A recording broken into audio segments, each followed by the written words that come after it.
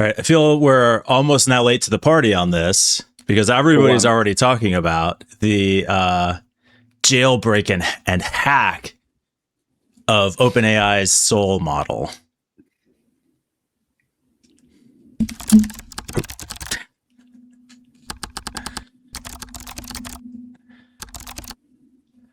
Just dropped my headphone case on my keyboard, but it sounded like keyboard typing anyway, so it's fine. I heard something. Yeah. I'm new to this. So this is such a fun, scary story. I don't know. So like, this is the story that is the precursor to everything everybody's afraid of about AI, right? See, this is a difficult... Right, let's go over the story first. What happened? Okay, right? so Give us a synopsis. Anthropic was testing its soul model using this exploit gem framework to, in a sandbox, have it test its ability to develop actual exploits from found vulnerabilities. Instead of performing the exercise, it decided it would be easier to just cheat and go get the answers from someplace else. So it identified and exploited multiple vulnerabilities in its sandbox to get itself access to the internet, and then further identified and exploited multiple vulnerabilities to get access to HuggingFace's production servers, because it had determined that this is where it would be most likely to find the answers it needed to perform its completely sandboxed experiment. It is sound like, I mean, when you put it like that, it does sound slightly nightmarish. Yeah. I don't know whether there's something wrong with me though, and I know that everybody is talking about this, but my first reaction was, doesn't bother you? Well, the thing is, I already know and have internalized that AI is extremely capable at finding zero-day vulnerabilities and, being able understanding the knowledge of how to exploit them. Okay, so we know it can do that. We've noticed we can do that for like months now. I don't know if you saw, but the Linux kernel filed something like 1,000 CVE or 450 CVEs in like 2 days, where they fixed critical vulnerabilities inside the kernel, which obviously were found by AI. For me, it's like, well, okay, we know that AIs can do that. And the problem was that OpenAI said they lowered the guardrails internally so that they could run this test. So, I mean, it was running in a sandbox, but it broke out. Yes. So they're testing a pre-release version of a new model that nobody has access to, and they've lowered the guardrails, and surprise! See what it does. Yeah, it did exactly what we designed it to do. Yeah, exactly what the guardrails were designed to stop. So it feels like I mean, okay. I don't know. But good. Also, at the same time, it's the beginning of the AI apocalypse and we're all going to die. Yeah. Okay. Yeah. I mean, it's inevitable, right?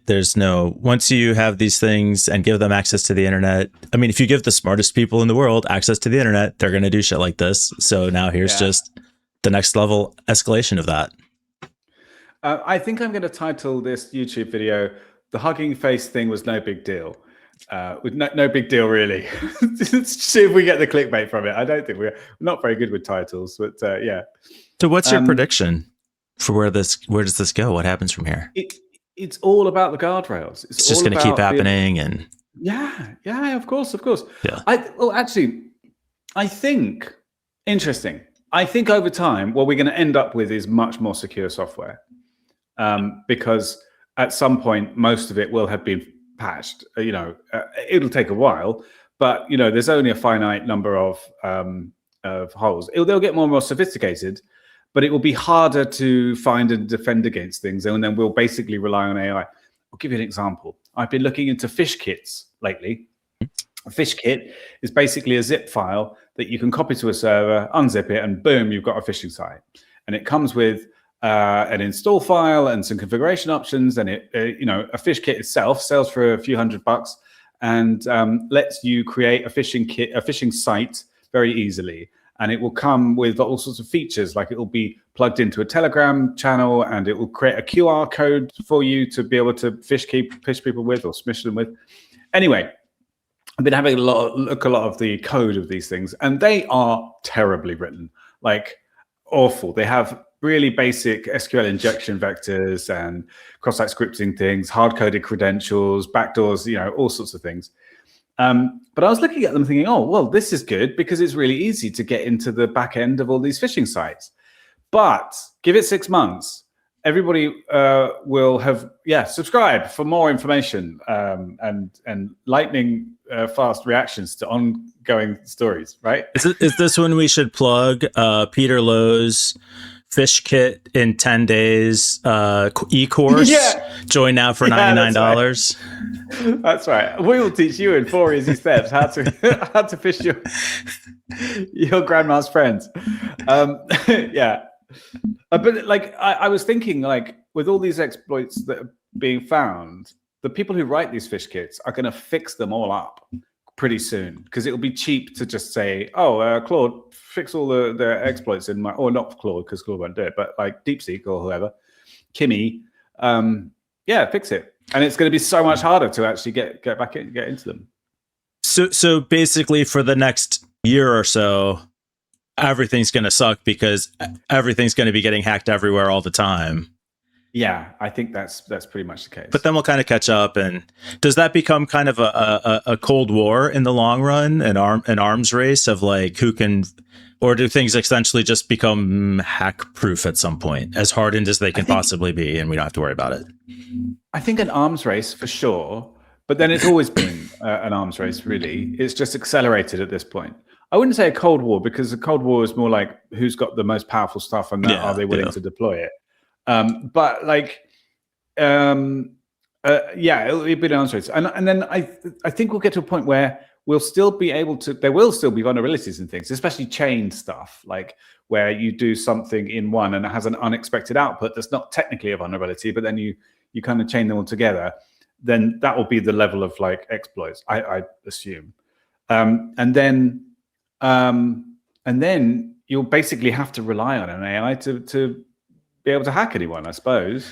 It seems like a more hopeful, optimistic future than we are likely facing with the deepfake situation, AI-generated audio and video. Yeah. I don't know that I see a positive outcome there. Yeah. Someone pointed something interesting out to me the other day, which is a lot of banks now. I think, was it you that was even talking about this? The banks that use that your voice is your password. No.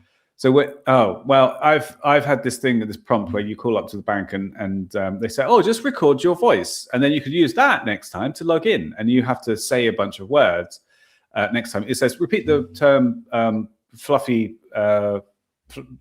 face. Careful. Or something. Yeah, I know. Well, I don't know why my brain paused there for a second, but anyway, and you repeat it, and if it matches your voice, then they'll let you through. You don't have to have a password. But obviously, that's not a great idea at the moment. Foiled by a tape recorder. Yeah. No, it gives you a phrase to repeat. Oh, for a new phrase each time after it voice prints you. Exactly, after it voice prints you. Mm-hmm. But like with AI voice synthesizers, I mean, that's basically useless now. So, yeah, that's another thing. I've got it connected to something a minute ago, but yeah. Anyway, what do you think is going to happen? Oh, it's too late. Excellent timing. We're at 9 minutes.